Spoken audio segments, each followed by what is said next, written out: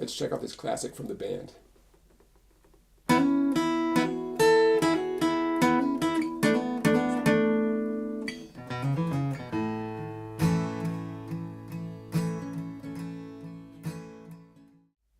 So let's get started on the opening riff from the Wait. By the way, I just put on some brand new strings, and if you've ever wondered if you can hear the difference between new strings and old strings, go back and listen to a couple of my videos from a few days ago, like Working Class Hero or All Apologies or My Hey Hey from Neil Young. And to me, my strings were sounding dead and lifeless, and they weren't really staying in tune the way I wanted them to. So see if you can tell the difference compared to this video. Okay, here we go. First, let's learn the opening riff without any harmony notes. So one string at a time with some nice hammer-ons. I'm up here in 9th position. Okay, our one string at a time. Here it comes. Hammer-on first, index, and then my ring. Middle finger on 10. 3rd string. 4th string. I'm going to shift to 7th position. That means index on 7. That's the same hammer-on twice in a row. Just like that. And now my closing riff. And that leads me into my A chord strumming right before the words come in. So that's how the riff sounds with no harmony notes added. I'm going to play it one time slowly with no talking.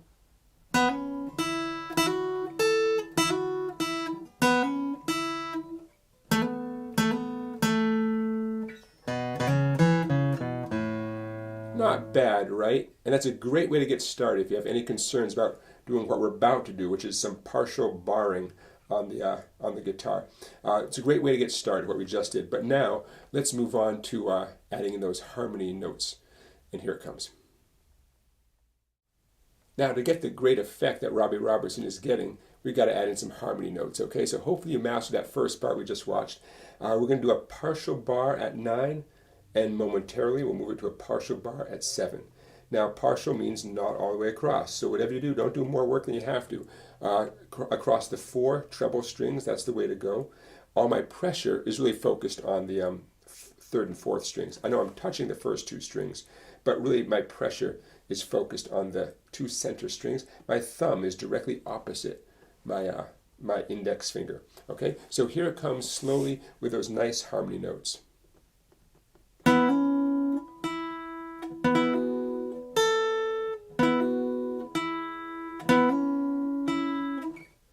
There's my shift down to 7th position. And we're going to end the same way. Okay, so let's walk you through that. Bar here at 9, of course. Now this is tricky because you're going to be strumming 2 strings, my 3rd and 4th strings, hammering on the 4th, but make every effort to not deaden the 3rd string when you hammer on the 4th string. You still want to hear that 3rd string humming along there. That is tricky. I'm sweating here, hoping I get it right for this video. I don't want to have to do 10 takes, okay? So you can do this. It's a little bit easier on electric guitar. Those of you who are electric guitar players, you got a little bit of a break here. Then again, the neck potentially could be a little bit narrower on electric guitar. It can make it a little bit trickier if some of you have big adult-sized hands. Pluses and minuses, either way you go, electric or acoustic. Anyways, you're going to want to work on this to get those harmony notes in there. Even though it's recognizable without the harmony notes, let's face it, it makes a big difference here. Those nice, those hammer-ons with strings still ringing in there, okay? So go for it. You can tackle it. Now let's move on to the chords for the rest of the tune. Here it comes. So as the riff finishes up, it's time to start strumming your A chord. And I'm just doing nice, steady, light downstrokes. I'm probably only hitting the center 4 strings. That would be the 5th, 4th, 3rd, and 2nd. Just nice, light strums on my A major chord here. Okay, and once we get into this rhythm guitar part, it's not about doing anything fancy or sophisticated or tricky. If there's anything sophisticated about it, it's how light and steady it is. These nice, steady downstrokes. Okay, now let's talk about the chords for the verse. We have the A leading into the verse. Moved into Nazareth, I was feeling about 10:30. So here's what's going on. A to C sharp minor. I'm going to help you out with that C sharp minor. To D to A. Okay, we're going to do 4 light strums in each now. I bet you know your A chord already. 1, 2, 3, 4. Now C sharp minor, don't panic. I'm going to show you an easy C sharp minor. And this is exactly what I would do if I was playing this song in a coffee shop, open mic night, in a band with some friends. Check it out, C sharp minor, so close to A major. You see that little trickaroo? You almost can't see what I did, right? A little sleight of hand. Okay, so here's a C sharp minor. Your third finger, ring finger, is the same place it just was for A. Okay, second string, second fret. That's my ring finger, third finger. Now, for the C sharp minor, index finger, first finger, third string, first fret. That's the note G sharp right there. My second finger, fourth string, second fret. It makes a nice little triangular shape. Second fret, first fret, second fret. Okay, that is a C sharp minor chord as long as you don't include the 2 bass strings. Okay, so you're limited now to the 4 treble strings. You have a C sharp minor. Look how easy that was. A, here it is, C sharp minor. In fact, if you're not careful, they're going to sound too similar. Whatever you do, make sure the listener can hear the third string that for the C sharp minor, the one you're fretting with your index finger. They have to hear that note clearly. Otherwise, they're not going to really believe you changed chords. Starting on the A. Now I know it's a subtle change there. For those of you who want to challenge, sure, zip up to the C sharp minor up here at the 4th fret. I'll make this quick because a lot of you don't want this challenge. C sharp minor, index finger, 4th fret, 1st string. Middle finger, 2nd string, 5th fret. Pinky, 4th finger, 3rd string, 6th fret. And lastly, your ring finger, 4th string, 6th fret. Hope I got that all right. It's a B minor chord. That's all it is. It's a B minor up 2 frets. Okay? Sounds like? Okay, there you go. Some people will reverse the ring and pinky. I do not feel comfortable that way.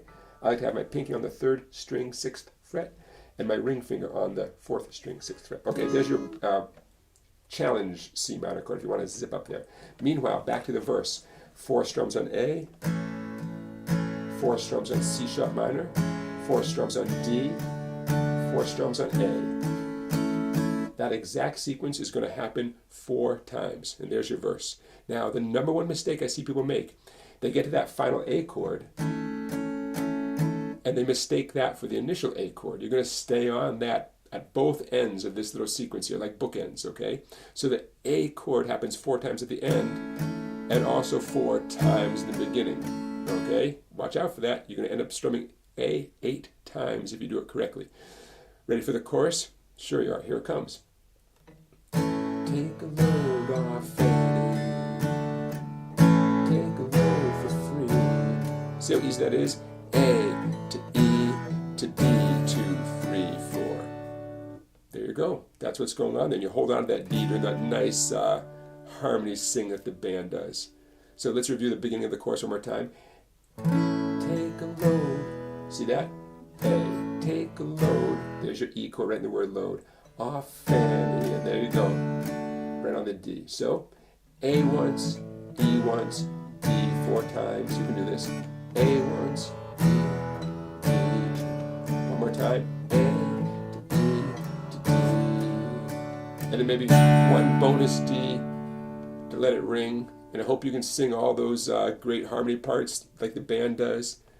Okay? Put your load right on. And now here's that nice descending thing that happens when the group joins back in on instruments after the vocal part. Put your load right on. Here it comes. A to E to D. And I'm going to talk more about this D in a minute. To E. And then you stay on the D. 8 strums. And that leads you back into the verse on the A chord. Okay, so let's review this. This is the final part of the chorus after that nice harmonizing segment. Put your load right on me. Okay, right in the word me. A once, E once. Now I'm going to strum a D as my 3rd chord here. You'll see it written down in some books as an F sharp minor. And I'll be honest with you. F sharp minor and D, clearly they're 2 different chords. I get it. To me, the D sounds so good right there.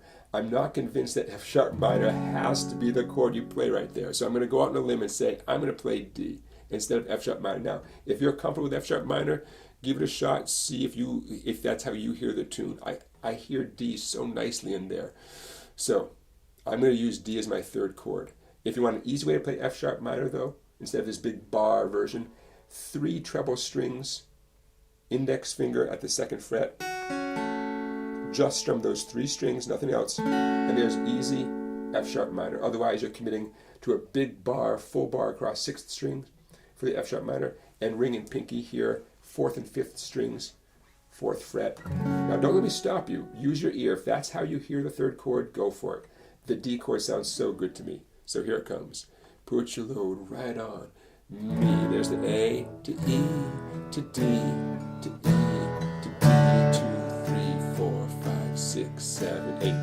There you go. And you're into the verse. Now, just for the record here, here's what it sounds like with F sharp minor. Put your load right on.